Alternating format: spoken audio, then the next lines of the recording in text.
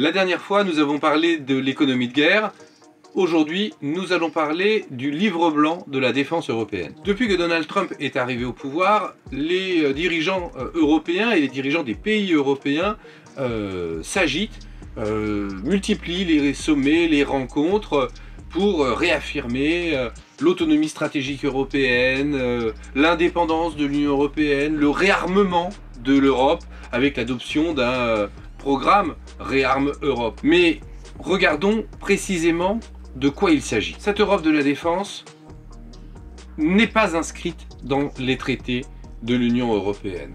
C'est-à-dire que tout ce discours sur l'Union européenne doit prendre la compétence de la défense, doit s'occuper du réarmement, etc. Tout cela est contraire au traité. C'est donc totalement antidémocratique parce que ce n'est pas ce que les peuples ont décidé, ou plutôt, dans le cas de la France, n'ont pas décidé, car, je le rappelle, en 2005, les Français ont refusé le traité et c'est le Parlement qui a retourné le vote populaire. Donc il s'agit là de nier la souveraineté des peuples, de nier la souveraineté des nations pour faire toujours plus de communautarisation. Alors ce livre blanc, dans ce schéma, que dit-il? Il accumule les mensonges. Déjà, partout, on dit il va y avoir 800 milliards d'euros pour réarmer l'Europe. Non, il n'y aura pas 800 milliards d'euros pour réarmer l'Europe.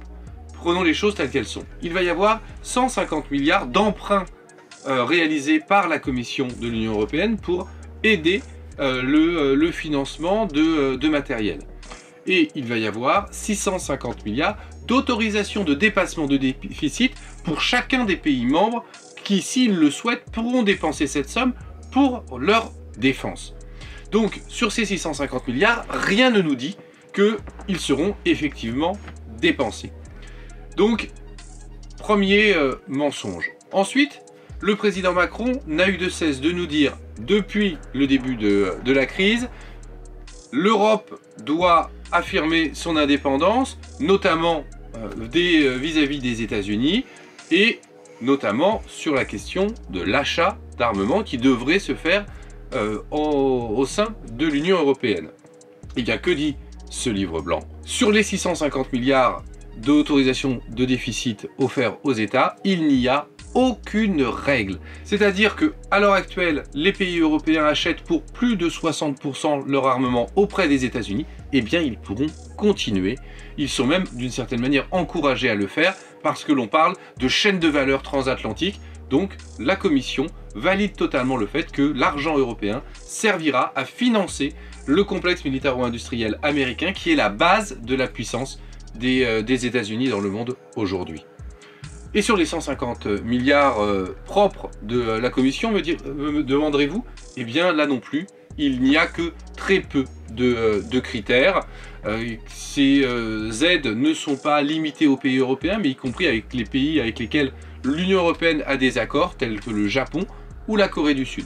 Et le fait de mentionner la Corée du Sud n'est pas anecdotique, parce que la France, qui possède la première base industrielle et technologique de défense de l'Union européenne, celle qui est la plus complète, qui est capable de tout fabriquer, eh bien la France n'exporte pas plus au sein de l'Union européenne que la Corée du Sud.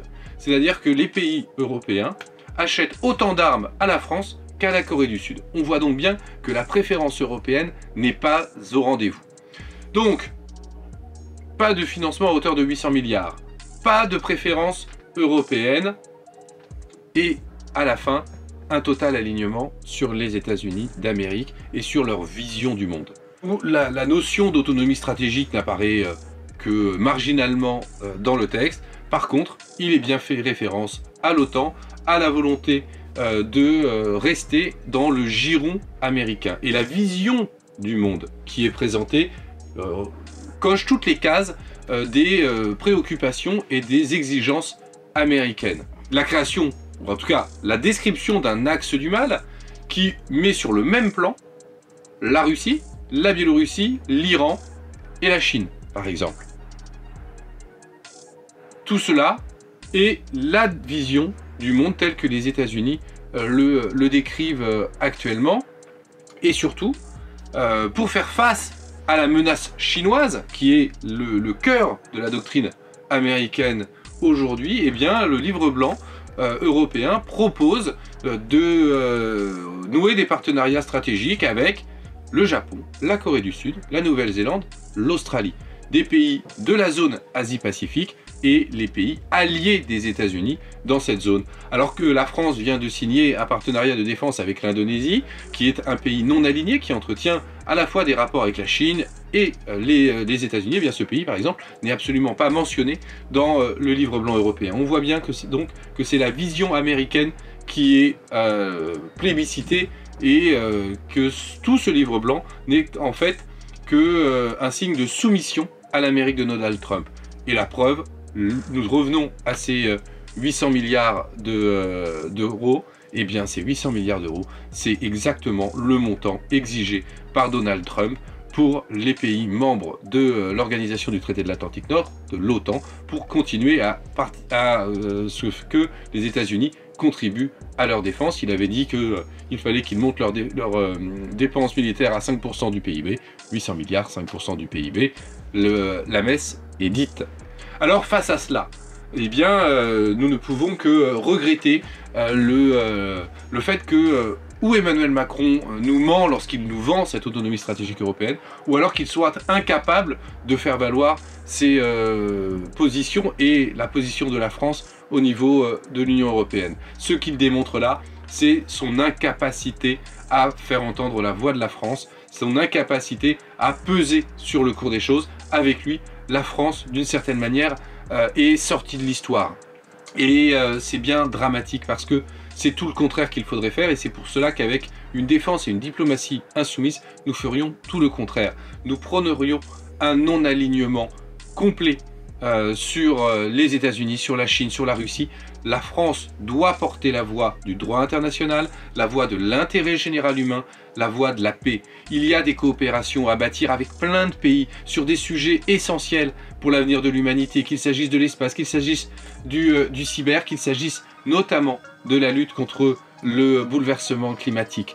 Bref, des partenariats sont à construire en dehors de la logique des blocs pour promouvoir la paix plutôt que la guerre. Ce n'est pas ce qu'ont décidé de faire les pays de l'Union européenne et c'est bien regrettable. N'hésitez pas à commenter cette vidéo. Vous pouvez également retrouver sur ma chaîne YouTube les vidéos de notre colloque organisé avec Aurélien Saint-Toul en présence de Jean-Luc Mélenchon sur la question de la guerre hors de contrôle à l'Assemblée nationale. Et bien sûr, si vous souhaitez aborder un sujet en particulier sur les questions de défense, n'hésitez pas à le mettre en commentaire, ça sera avec plaisir que nous en parlerons.